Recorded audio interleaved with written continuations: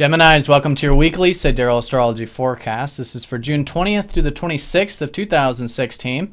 I'm Athen, and this is for Sidereal Astrology. If you are new to the channel, be sure to check out the link down below because the signs are different.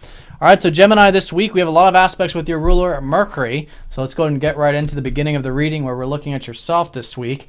So your ruler is still in that 12th house, and there's a lot of this re-examination about your spiritual life.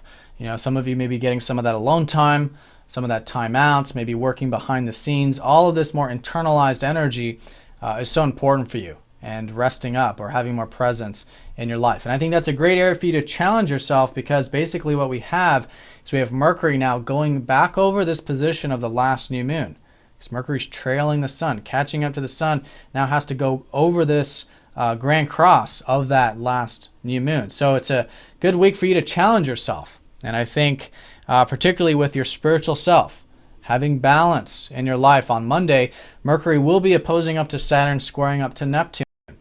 Okay, so this is suggesting that Saturn in your 6th house of your routine, of your regimens, of your work, has been helping you work really hard here, or take this stuff seriously and build long-term foundations with your routine and whatnot. We'll talk more about this in a minute.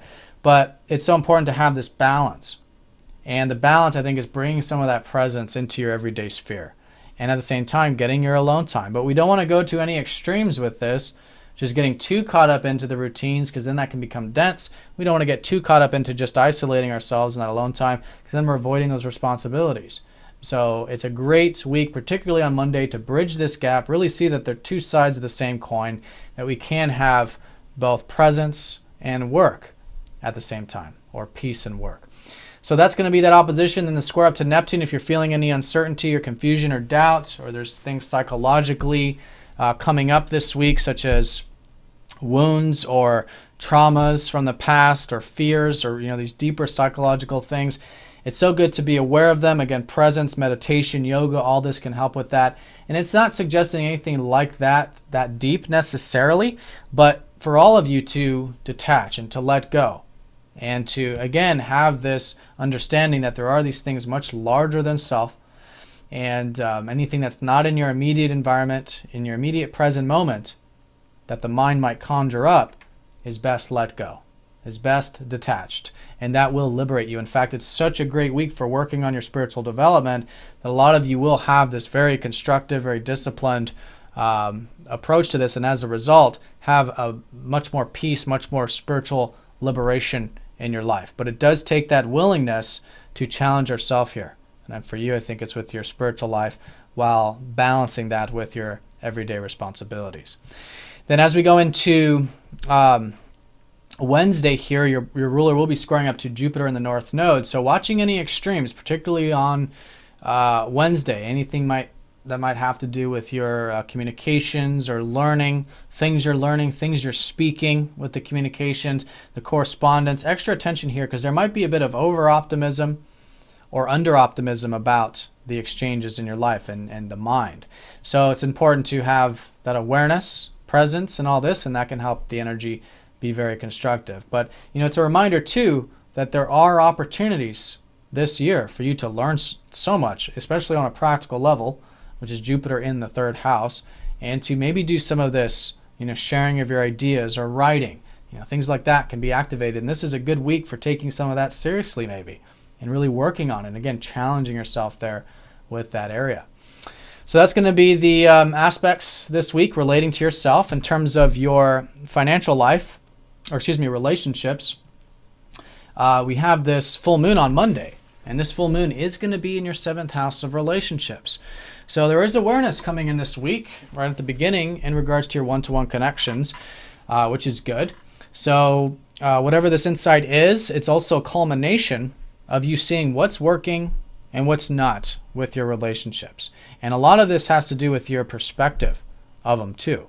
So it's a good beginning of the week to kind of see that, put energy into it. I think it's still great to be connecting new relationships, existing relationships, and especially anything you've been involved with over the past 6 months relating to your either specific relationship or your perspective of relationships is coming to a high point, an awareness point. And likely some things are working, some things are not.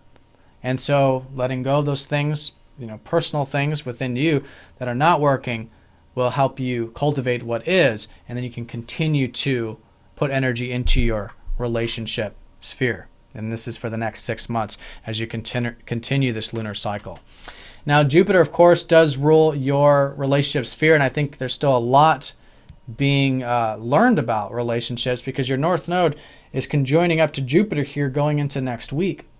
So this is where there's wisdom about it. There's even, it's a very higher type of wisdom. There's a lot of insight. There's even opportunities here for you to maybe get more active, more proactive into the relationship side. And through that, you guys are learning a lot and can continue to do that this week. Now, in terms of your work sector, this is seen by Mars, who's still retrograde, so there's likely a lot of things being re-examined with your daily activities, especially with Saturn retrograde in that 6th we were talking about having that willingness to work hard and to challenge yourself, but with that balance, I think this week, really detach to as much as you can from the things that, again, are in your immediate sphere, which is that square up to Neptune. Things relating to your work might still be uncertain this week, which is Neptune still squaring up to that Saturn, which is why it's so important to, again, have that presence, have that detachment in those everyday spheres. Now, in terms of Jupiter, though, who rules your 10th house of career, again, just like those relationships, you guys are likely learning a lot about the more bigger side of the career. Your long-term plans, your long-term goals. You'll feel this mostly next week once Jupiter conjoins up to the North Node, but such a great week for you to challenge yourself here, to see that there are opportunities in the big picture and to maybe write down some long-term goals, some long-term plans, and see them through. But again, it's big picture. And through that process, through that climbing the career ladder, so to speak, one step at a time, you're learning so much at the moment. And I think that'll be particularly emphasized this week.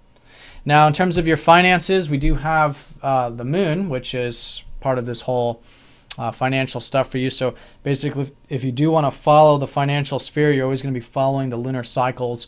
You can always watch your daily forecast for the exact aspects. But that full moon is this now awareness, I think, and a high point of the financial side of things. And it's a good time to examine them, as it always is during any full moon.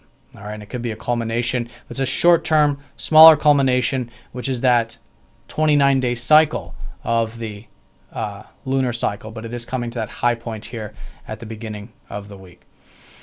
All right, so whatever you see with that could liberate you. That full moon is going to be trining up to Uranus. Maybe there's some things to change, break free from, and it could be liberating as a result. All right, so those are the 4 key areas. In terms of the overview, we pretty much covered it. There is a lot of first house energy that you have.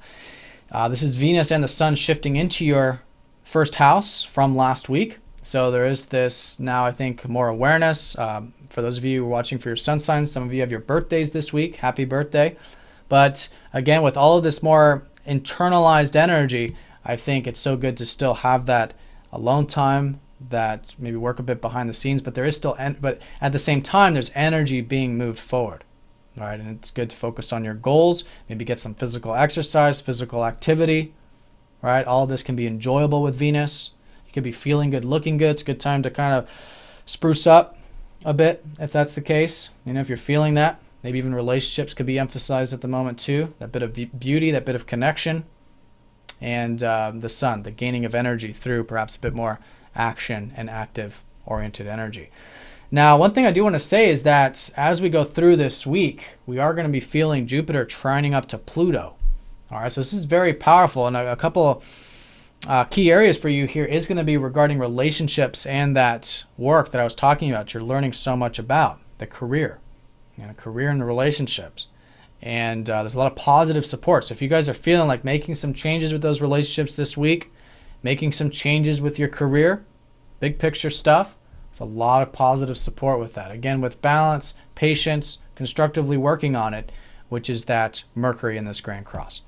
All right, so Geminis, hope you guys have a fantastic week. Thank you for watching, and I'll see you all next week.